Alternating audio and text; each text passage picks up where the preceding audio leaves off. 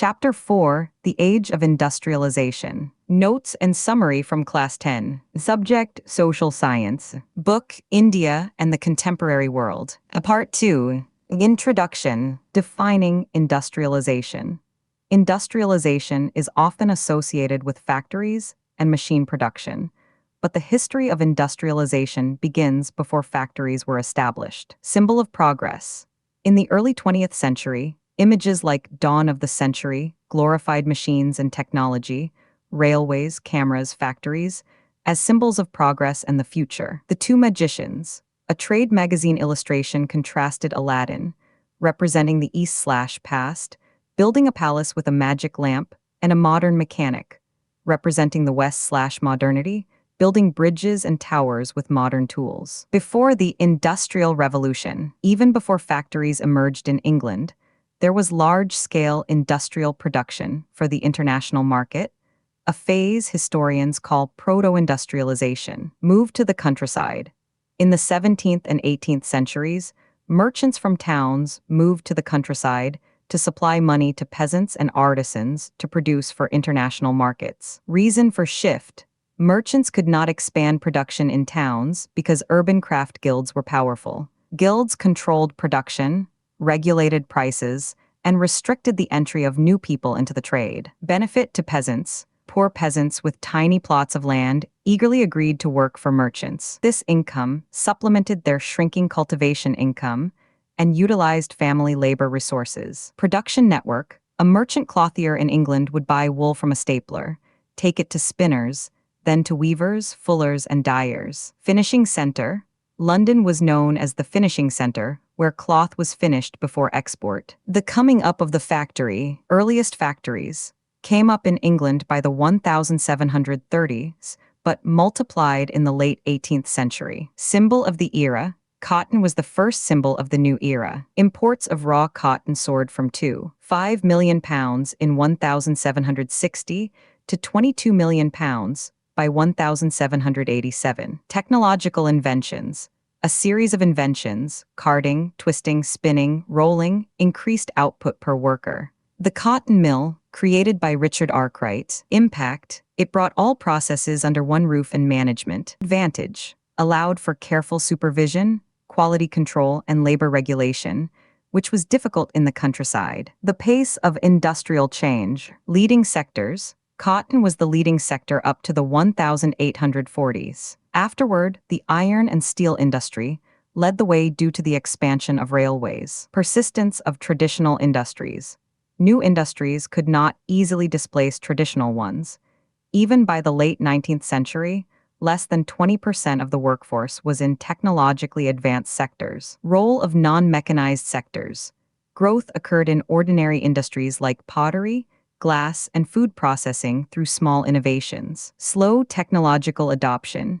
Industrialists were cautious because machines were expensive, often broke down, and repair was costly. Example, James Watt's steam engine found few buyers for years. At the beginning of the 19th century, there were only 321 steam engines in all of England. Hand labor and steam power. Abundance of labor.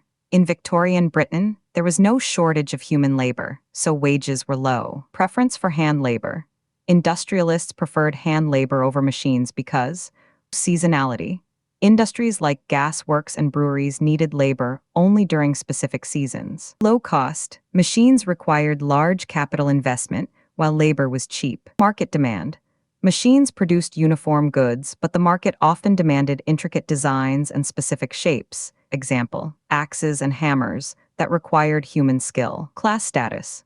The aristocracy and bourgeoisie preferred handmade goods as they symbolized refinement and class. Life of the workers. Job scarcity. Finding a job depended on social connections, kinship, or friendship. Many job seekers waited weeks, spending nights under bridges or in shelters. Seasonality. Seasonality of work meant prolonged periods of unemployment. Real wages. While wages increased somewhat, prices also rose, example, during the Napoleonic War, causing the real value of wages to fall. Hostility to technology.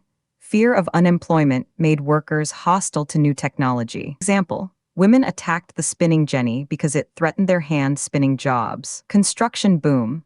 After the 1840s, employment opportunities increased due to building activities like roads, tunnels, and railways. Industrialization in the colonies. The focus shifts to India to understand industrialization under colonial rule. The age of Indian textiles, pre-machine dominance.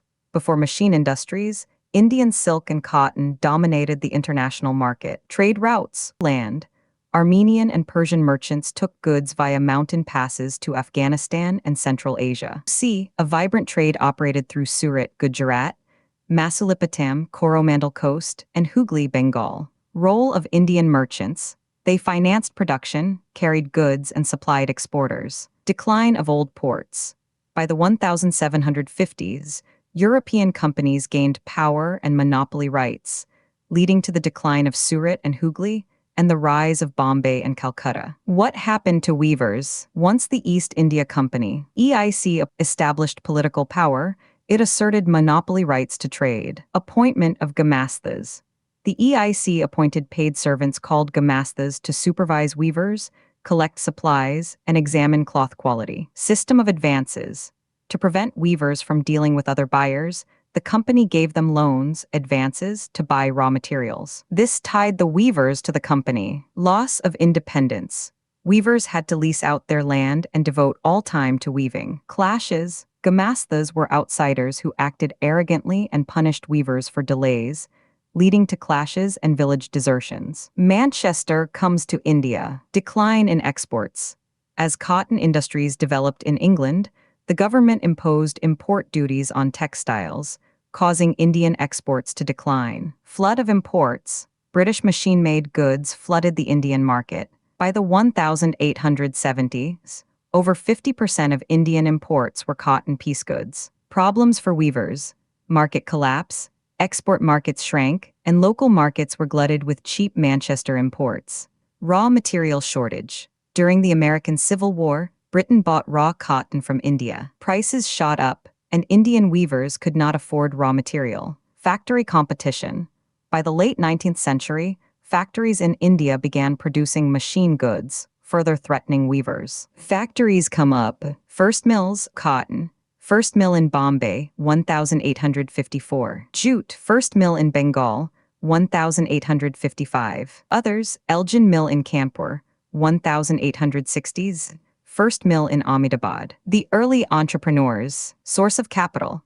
Many Indian entrepreneurs earned their initial wealth through trade with China, exporting opium, importing tea. Key figures, Dwarkanath Tagore, Bengal, Dinshaw Pati, and Jamsetji Nasarwanji Tata, Bombay. Seth Hukumchand, Calcutta. Colonial constraints.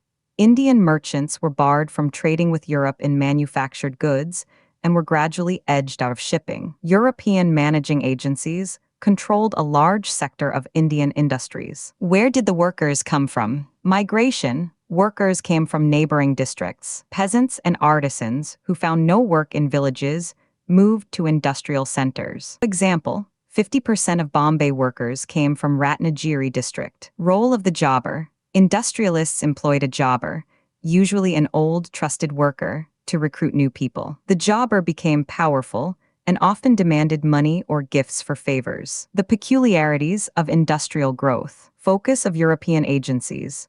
They invested in tea/coffee plantations, mining, indigo, and jute, products meant for export, not sale in India. Indian strategy. Early Indian cotton mills avoided competing with Manchester by producing coarse cotton yarn, thread, rather than fabric. Swadeshi movement. Nationalists mobilized people to boycott foreign cloth, pushing industrialists to shift from yarn to cloth production. Impact of First World War. British mills were busy with war production, so Manchester imports to India declined. Indian mills had a vast home market to supply. Indian factories supplied war needs. Jute bags, uniforms, tents, leading to an industrial boom. Small-scale industries predominate. Dominance of small sector.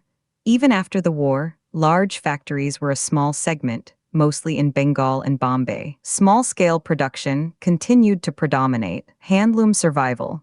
Handloom cloth production expanded in the 20th century due to technological changes like the fly shuttle. Fly shuttle increased productivity per worker and speeded up production. Finer varieties.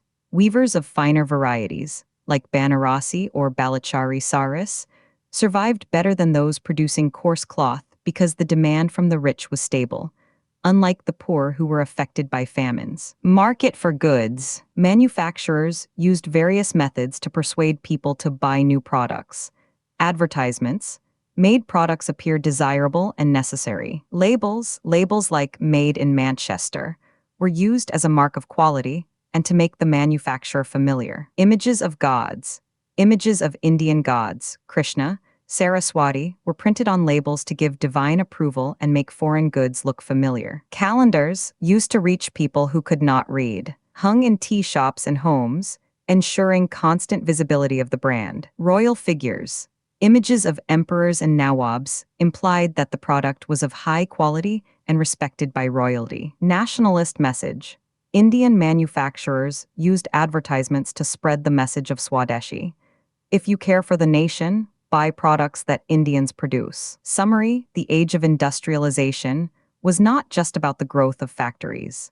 It included a long period of proto-industrialization where production took place in the countryside. While the factory system eventually emerged, led by cotton and later iron and steel, traditional industries and hand labor remained crucial for a long time. In colonies like India, industrialization was shaped by colonial control. The British destroyed the traditional textile industry by flooding the market with Manchester goods. However, Indian entrepreneurs eventually established factories, and the First World War provided a major boost to Indian industries. Despite factory growth, small-scale industries and handlooms survived by adopting new technology like the fly shuttle. Finally, the market for goods was expanded through innovative methods like advertisements, calendars, and the use of religious and royal imagery. So friends, we have completed notes and summary of Chapter 4, The Age of Industrialization. If you like the video, kindly